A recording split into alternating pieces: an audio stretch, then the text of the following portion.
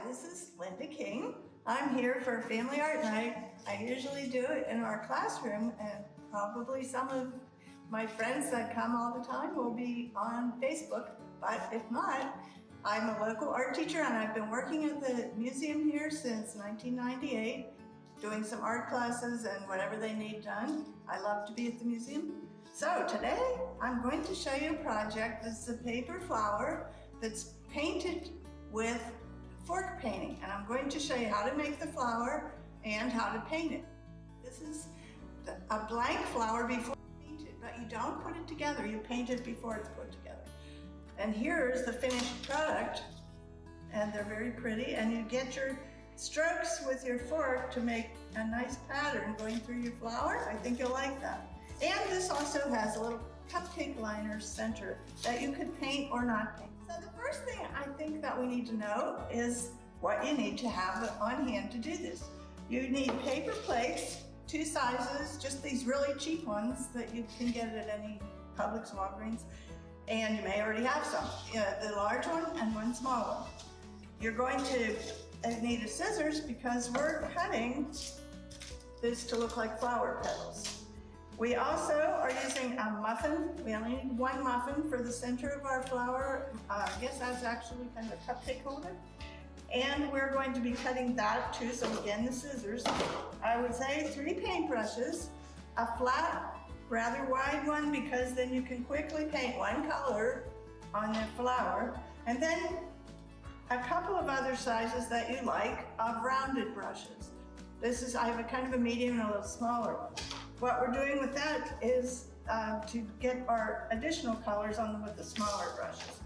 And of course, a fork. I use plastic, but you could use, if you don't mind putting paint on your kitchen forks, that's up to you. But plastic forks work fine. I suggest that you use either tempera or acrylic. Actually, I'm using both. So it doesn't matter which you use. It needs to be thick paint so the texture of the fork will show. You're going to need some glue and water, of course, because you're painting. So that's probably all the supplies, unless you want to tape this down on a surface before you paint it. You don't have to do that though. Okay, so I think we've got it for supplies. We're ready to start. Okay, so now the first thing I want to show you is how we make this flower. That's, I said, 2 paper plates, a large one, a smaller one, and a muffin tin or cupcake. Paper, I mean. Okay, so first thing you do is you take your paper plate and you're going to cut slits. You know, these paper plates have an inner circle. And on the inner circle, if you just go a little past, it's actually just about the length of your scissors that's convenient. But if you go a little past the rim that's on there, that gives you a good depth of your flower petals. So it's your choice whether you want to make these kind of wide and make less of them, or if you want a flower with real teeny petals, and then you would put them closer together. So that's sort of optional for you to decide. Now we go around and you kind of curve as you go.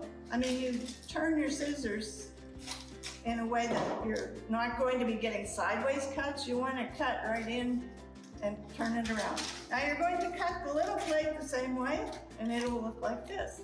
The other thing that I do to make it really look like a flower, we take this, both plates are going to do the same thing, and we cut an edge on each one of these petals. We cut the side off diagonally so that it looks like an actual flower more than the plain. See the difference of the two? It looks much flowery with the petals cut. So we're going to take the petals that we just cut and clip off the edges like that. Now, I don't think I need to show you because I already have a prepared one. I just wanted to give you the idea. You will do that with the big flower and the little flower. Well, now that we've shown you how you cut the plates to make the flower, the next step would be to apply the paint to them. Now, if you're doing it at home, I suggest that you do this before you fold the flowers, which I will show you how to do. But I think maybe we'll go to painting and then I'll show you how to fold them, because the whole thing is the paint needs to be dry for you to put these together. So I'm going to switch over for now to how to paint. It's up to you what colors and how many. I'm recommending 2 to 4 colors, and I have tempera and acrylic, and it can be cheap paint. I don't think watercolor paint would work. It's too thin, and you need to have some thick enough paint to make a texture with your fork. So here is a plate again that came in handy. I put a squirt of each of my colors on a plate. If you want to use whatever you like to put paint on, it doesn't have to be on a plate. It can be any kind of container. Okay, so I'm using my large brush first. And I think I want these flowers, or at least the bottom flower, they will be one on top of the other. So in the sample I made basically an orange one for the bottom and a blue one for the next one up. This time I think I'll try pink. So I have water here, get my brush wet, but not soaking wet. So you take your brush, dip it in, and just get it so it's not dripping everywhere. Now I go into my pink paint, and I want a pretty good amount on my brush. This will be messy, so be careful where you do it. I am simply painting a bunch of pink paint all over the flower, and by the time it's done, this won't show specifically every detail of the paint, so it's okay if you're not painting it perfectly. Usually I like to have my brush strokes look really good, but by the time you add the other colors, you won't see them that much.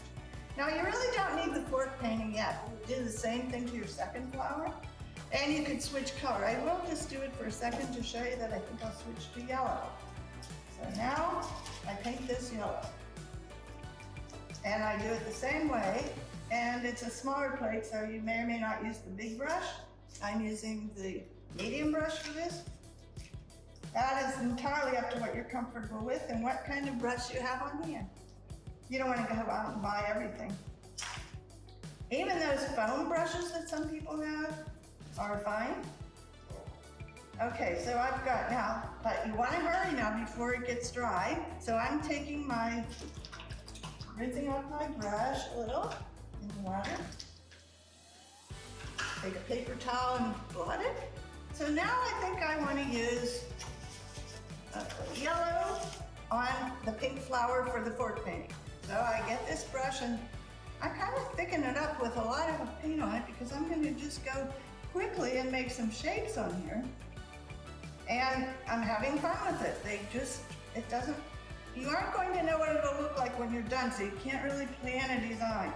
And some of the petals you might want to put quite a bit of paint on to have a really big yellow tip, but other ones you're going to leave mostly pink. And the middle isn't too important because your small flower will cover it. Okay, so I think I've put enough paint right now. And even if it blends a little, now it's getting orange because yellow and pink mixed will make an orange, but that'll look good.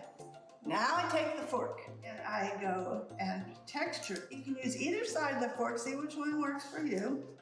And if it starts to need a little paint, you can even dip the fork. Oh, that's pretty. See, you can get, oh, that looks really nice. I'm trying to hold that up for you. See how pretty that looks? Okay, so that now we just let go and let dry. And do the same exact thing with your other flower. I have the yellow one, which I did not put the fork painting on. And if you want to, you can then go, I'm going to show you this one thing. I think I will now, just to be really, I don't know, fun, I will take blue paint and maybe just on some of the outer edges and not even on every petal, I'll throw a third color on. See, this is the part you get creative and do it your way. And you know, when you add blue paint on top of yellow, you're going to end up with some green. So you're getting a lot of color. Now I'm going to fork paint that. So when I get done, and this is dry, it's the rich color that this one got, and that's what you'll get. And that looks pretty too. So here we go. This is with the extra color. So you layer what you want with color. Okay, I did forget to mention while we were painting, you do, if you want, this cupcake. Oh, holder, you take and also cut little slits because you're going to fold that to make it glue nicely onto your flower. But you can add a little paint to that if you want, or you can leave it the color you get, especially if you buy cupcake holders that are in color. They come in different colors. But you can almost splatter paint this, make it a little bit different. So I'm just gonna hold it on my tray, and I'm gonna kind of just do a little splatter. And you don't need a lot of paint because you want it to stand out a little, but if you kind of hit that, where the cupcake shape is, it has an accordion fold, so your paint makes a texture that's almost like the fork. Okay, so that's the end of painting. Once you have your beautiful pieces completely dry, you'll pick them back up. They might stick a little to your surface. Be careful what you let it dry on. And then you take your flower. Now I've already cut this and I showed you earlier how to cut the slits. So what you do is fold it toward the middle of the plate, go all the way around and fold it in.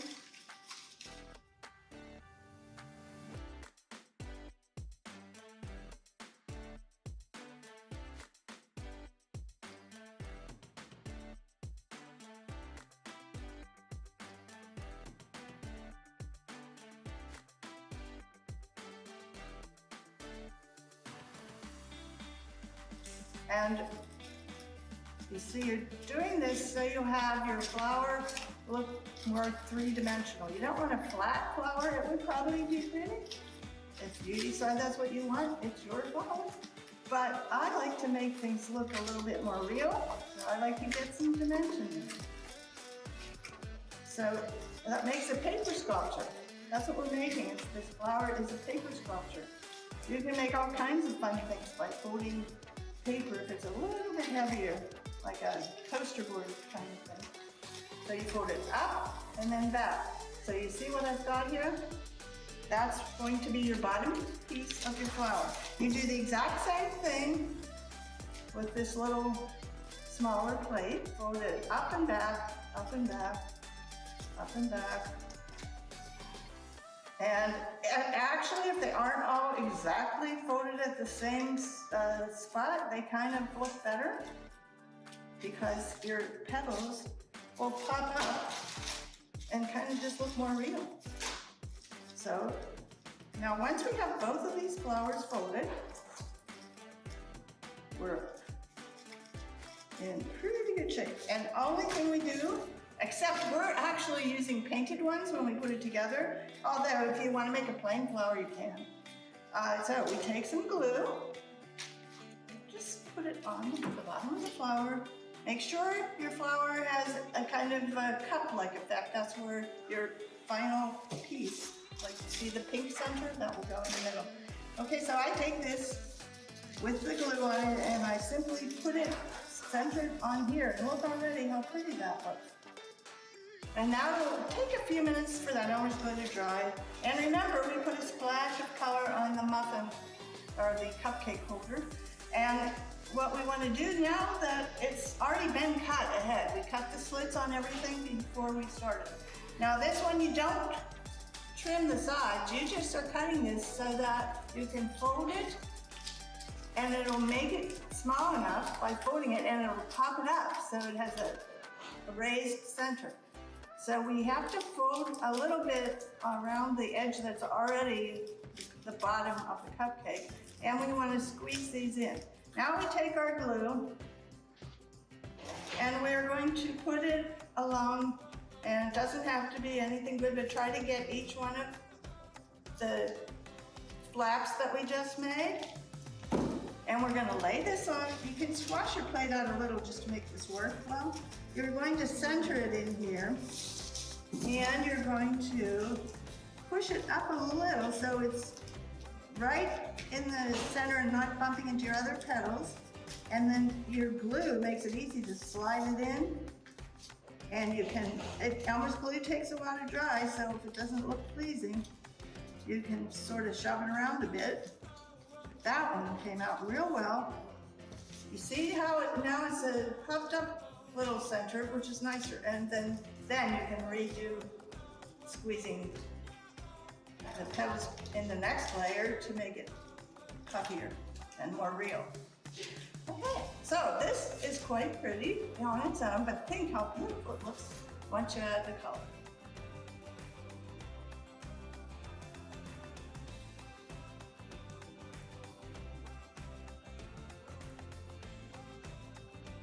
So this is our project of the day. You can either hang it on your wall, punch a hole and hang it up. Then you might want to paint the back a color too if you do that. And then also you can just lay it on this pretty table for decoration. There you go. I hope you had fun with it. You can experiment at home and try to make more. You can make different sizes. And I hope you have fun. And you can fork paint another thing. You could just make a painting and use the same method and do texture with the fork. It's kind of like a palette knife, but more fun. Okay, thank you for coming tonight, and we'll see you next month.